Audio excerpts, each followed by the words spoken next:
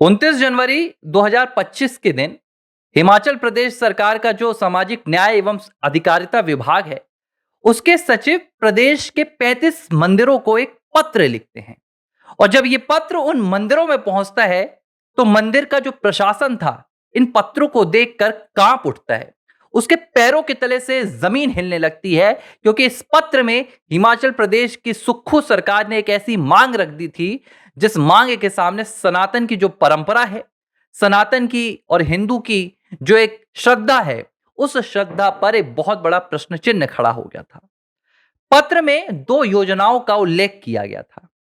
एक आश्रय योजना थी, एक सुख योजना, कुछ इस तरह का नाम दिया गया और कहा गया कि इन योजनाओं पर आपके द्वारा जो दान का पैसा मंदिरों में आता है, वो दान का पैसा लगाया जाए।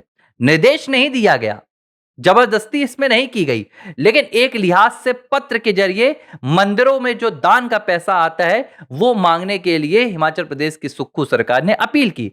जाहिर सी बात है, अगर आप इन अपीलों को ठुकराएंगे, तो सुक्खू सरकार आपके खिलाफ क्या करती? इस पर भी अब बड़ा यहां पर सवाल खड़ा हो गया था। लेकिन उस दिन से शुरुआत हो गई। हिमाचल प्रदेश में कुल 400 करोड़ रुपए की जो संपत्ति है, वो इन प्रमुख 35 मंदिरों में है और इन 35 मंदिरों का नियंत्रण सुक्खू सरकार ने अपने पास लिया है। अब ये कहानी समझ में आई कि भाई, इन मंदिरों का पैसा आखिर सुक्खू सरकार कहां लगाना चाहती थी।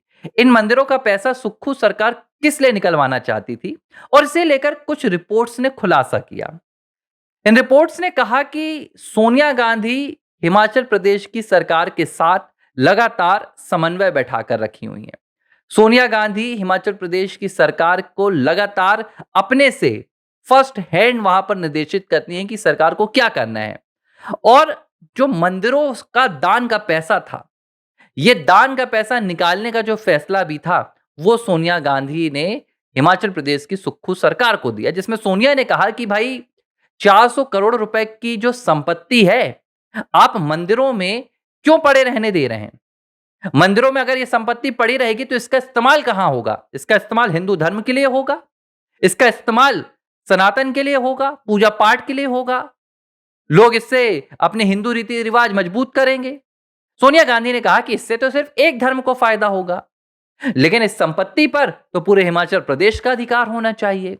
तो इस संपत्ति का जो धन है, वो सिर्फ एक मजहब या एक धर्म को नहीं मिलना चाहिए, बल्कि पूरे हिमाचल प्रदेश को मिलना चाहिए। और सोनिया गांधी के इस कथित जो पूरा रिपोर्टिंग आई है, जो उन्होंने हिमाचल प्रदेश में सुक्खू सरकार को यह निर्देशित किया है, इसके बाद सरकार ने यह फैसला किया कि हम मंदिर की संपत्ति का इस्तेमाल प्रदेश के विकास के लिए करेंगे। शुरू में कहा गया कि ये जो पैसा होगा, इसका हम उपयोग करेंगे, जो अनाथ बच्चे हैं उनकी शिक्षा के लिए करेंगे, आश्रय योजना के तहत। इसका जो उपयोग है, हम स्कूलों के लिए करेंगे, रखरखाव के लिए करेंगे। लेकिन धीरे धीरे पैसों का इस्तेमाल प्रदेश में और दूसरे कामों के लिए भी किया जाने लगा। इसे लेकर हिमाचल प्रदेश में बाकायदा एक पीआईएल दायर की गई, और ये पीआईएल हिमाचल प्रदेश में पहुंची हाई कोर्ट में। जब पीआईएल दायर की गई, तो जो आदेश इस पर अदालत ने सुनाया, उस आदेश ने सोनिया गांधी को पूरी तरह से झकझोर कर रख दिया, क्योंकि सोनिया गांधी जो चाहती थी, वो नहीं हो पाया। बाकायदा अदालत ने यहां पर हिमाचल प्रदेश की सुक्खू सरकार की मनमानी माना, और अदालत ने यह निर्देश दिया कि ये जो मंदिरों का पैसा है, इसका उपयोग हिमाचल प्रदेश की सरकार नहीं कर सकती। ये पैसा दान का, सनातन का है, ये पैसा हिंदुओं का है, और अगर इसका उपयोग कोई करेगा, तो वो हिंदुओं के कल्याण के लिए होगा, मंदिरों के कल्याण के लिए होगा। और जो सनातन रीति रिवाज हैं, चाहे आप कहें कि संस्कृत के विकास के लिए हो, हिंदू रीति रिवाज परंपराओं के विकास के लिए हो, लेकिन कहीं भी सरकार इस पर मनमानी नहीं कर सकती है। और अदालत के इस फैसले के बाद अब जो हिमाचल प्रदेश की सुक्खू सरकार मनमानी कर रही थी, उसकी मनमानी भी खत्म हो गई। लेकिन कहानी खत्म नहीं हुई। सवाल ये उठता है कि सोनिया गांधी ने इस तरह का फरमान क्यों दिया? अगर आपको हिमाचल प्रदेश में डेवलपमेंट करना है और आपके पास पैसा नहीं है, तो इसके लिए आप मस्जिदों में, मज़ारों में, दरगाहों में जो संपत्तियां आती हैं, जो विदेशों से फंडिंग आती है, उसका इस्तेमाल भी कर सकती थी। आप गिरजाघरों की संपत्ति का इस्तेमाल भी कर सकती थी। लेकिन आपने मुख्यतः 35 मंदिरों की संपत्ति का इस्तेमाल किया। और हद क्या हो गई, जब हाल ही में अभी सोनिया गांधी हिमाचल प्रदेश पहुंची थी, तो सुखविंदर सिंह सुक्खू सोनिया गांधी के सामने क्या कहते हैं कि हिमाचल प्रदेश हमेशा आपका आभारी रहेगा प्रियंका जी, क्योंकि आपने हिमाचल प्रदेश में आकर अपना घर बनाया। ये है इनका दोहरा चेहरा। हिंदुओं के मंदिरों को लूटकर सोनिया गांधी हिमाचल प्रदेश में विकास करवाना चाहती थी, लेकिन ये विकास एक बहाना था। दरअसल सोनिया गांधी चाहती थी कि जो हिमाचल में खजाना है मंदिरों में, ये जो 400 करोड़ की संपत्ति है, इसको वहां से निकाला जाए और मंदिरों को कमजोर किया जाए, जो सनातन है उसको कमजोर किया जाए। और सिर्फ ये हिमाचल में नहीं हो रहा है, इसीलिए मैं सवाल खड़ा कर रहा हूं। कोई ये इत्तेफाक नहीं है कि ऐसा हिमाचल की सरकार ने की, बल्कि जहां भी विपक्षी सरकारें हैं, जो सनातन विरोधी सरकारें हैं, पार्टियां हैं, वो इस तरह की गतिविधियों को अंजाम दे रही हैं।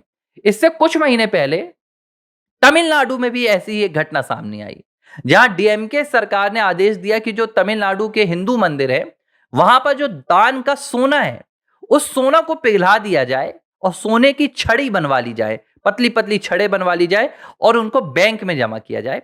इससे जो ब्याज का पैसा मिलेगा, उस ब्याज के पैसे का हम इस्तेमाल करेंगे, हम सामाजिक योजनाओं में लगाएंगे, हम दूसरी योजनाओं में लगाएंगे। सवाल ये उठा कि भाई आप दान के सोने को पिघलवाना क्यों चाहते हैं?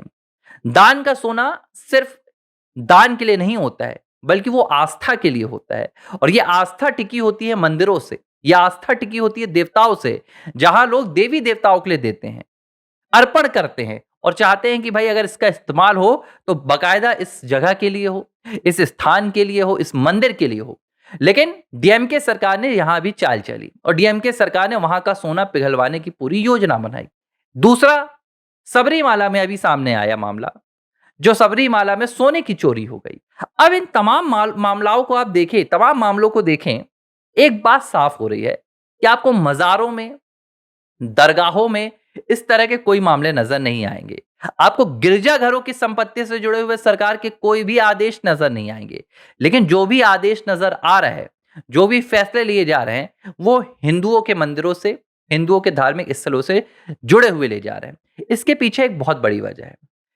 जितने भी सनातन और हिंदू विरोधी संगठन हैं और जो लॉबी हैं, इन्हें एक बात पता है कि अगर सनातन को कमजोर करना है तो सबसे पहले हमें इनकी संपत्ति पर प्रहार करना होगा। क्योंकि देखिए, अगर आपके पास संपत्ति नहीं है, आप प्रचार नहीं कर सकते, आप अपने मंदिरों का रखरखाव नहीं कर सकते। आज अगर अयोध्या में भगवान श्री राम लला का जो मंदिर बना है, तो वो चंदे के पैसे से बना है, वो दान के पैसे से बना है, वो सरकार के पैसों से नहीं बना।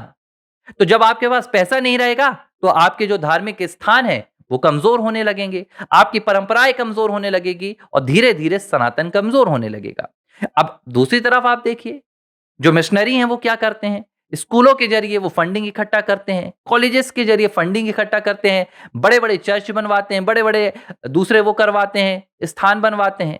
इस तरह ये पूरी लॉबी, एंटी हिंदू लॉबी काम कर रही है। और सोनिया गांधी ने इसी तरह 400 करोड़ की संपत्ति को पूरी तरह से ध्वस्त कर देने की ये पूरी प्लानिंग की थी हिमाचल प्रदेश की सुक्खू सरकार के जरिए। लेकिन भारत की अदालत ने, हिमाचल प्रदेश की अदालत ने इस फैसले को गैर संवैधानिक माना, सरकार के अगेंस्ट में, सरकार के विपक्ष में फैसला सुनाया और वापस हिंदुओं की संपत्ति हिंदुओं को लौटाने का आदेश दिया।